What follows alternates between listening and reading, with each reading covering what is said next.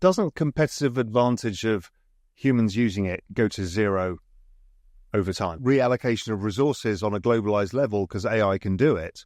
Yeah, what is money? Bitcoin Zella stands out with its simplicity and clarity. We've crafted an experience that anyone can dive into, whether you're a crypto expert or just a new to the crypto world.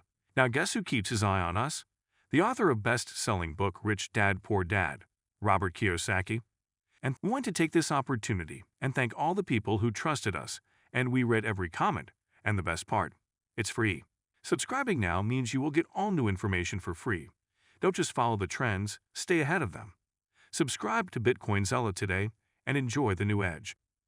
Raoul Pal, a visionary investor, explains Bitcoin breakthroughs and the future of work's revolutionary trends. And pretty short period of time as well. Well, I think it depends on whether you're saying competitive advantage in classical economics or competitive advantage in terms of advancement. Because again, we're talking about what does a post-AI future look like, right? Like most money is securitization and leverage, shall we say, capital. Telling a story about an asset and how well you tell it. If you kind of break that down, AIs can tell it better, they can allocate better. A lot of the friction that comes from these, like allocation decisions, the AI will be able to remove the friction, which then again has comparative advantage. So capital and resource allocation can flow faster. Like right now, can we feed every single person in the world? Yes. Can we give every single person in the world a mental health budget? Yes. Do we? No, because a lot of people are invisible, there's a misallocation incentive and others. So the way I view it is that we can move to an abundant Star Trek type future. It's just the interim is very ugly. And if it goes the wrong way, we end up in a like Star Wars type future. Or, like it's not as good, like these destructive cycles. It feels very much like Foundation actually, like this Isaac Asimov book, whereby most of our problems are allocative. We have enough resources. We have the ability to show people progress. Every single person, like in the Young Ladies Illustrated Primer, will have an AI beside them. Who's built that AI for what purpose? And is it a public common good?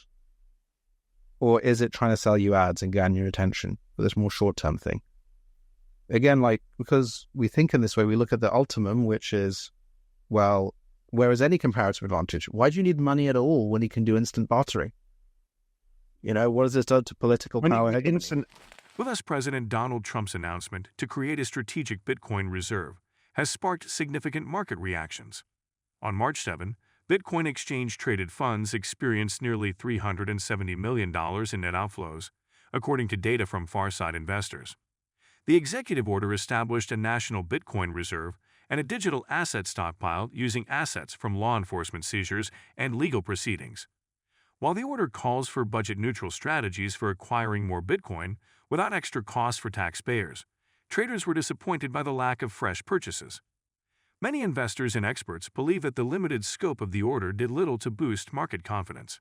Alvin Can, Chief Operating Officer of Bitget Wallet, noted that although the order recognized crypto's role in global finance, the absence of new buying left markets underwhelmed. Similarly, Temujin Louis of Wanshan highlighted that expectations were not met, and market data confirmed a drop in Bitcoin's spot price and futures by over 2%. Despite the immediate downturn, some see this by the rumor, sell the news event as a potential long-term opportunity. As institutional investors weigh their options, the market remains on alert, waiting for clearer signals on future government involvement in Bitcoin acquisitions. This development continues to challenge perceptions. But the reality is this: every programmer still isn't using AI, right? Which is mind-boggling, right? All right. Like I remember we were playing around on thing. I did deep research of you. That's right. Yeah, that's right. I was like, wow, look at this, deep research. Let's do a paper on Raoul Pal and his approach to everything. It was like 80% good enough. It was like, what? But I'm not done in minutes. Within minutes. Okay, there were some mistakes. Doesn't matter, because that would have taken how long? But the reality is, I bet 90% of financial analysts still aren't using deep research. No, people still haven't seen it. And this is the thing, it will come in waves of adoption, right?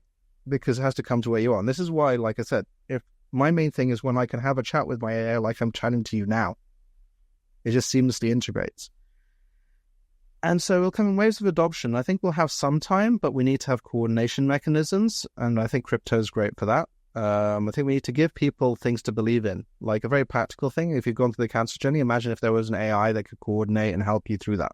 Not from a diagnosis, not from a treatment perspective, but just being there. And again, AI is outperforming human thoughts and empathy.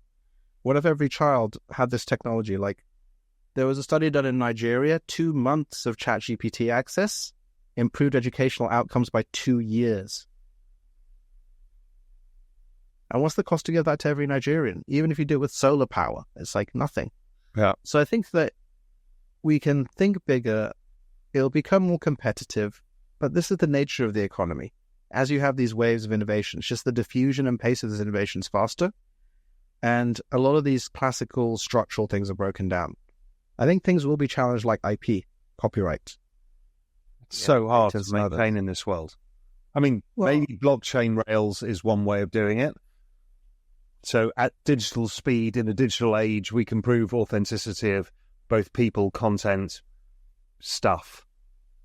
But then how does copyright apply to a robot that's walking around? Like, there was this silent album that was just released by Kate Bush and Damon Albarn and others, saying, well, you can't have this for music, right?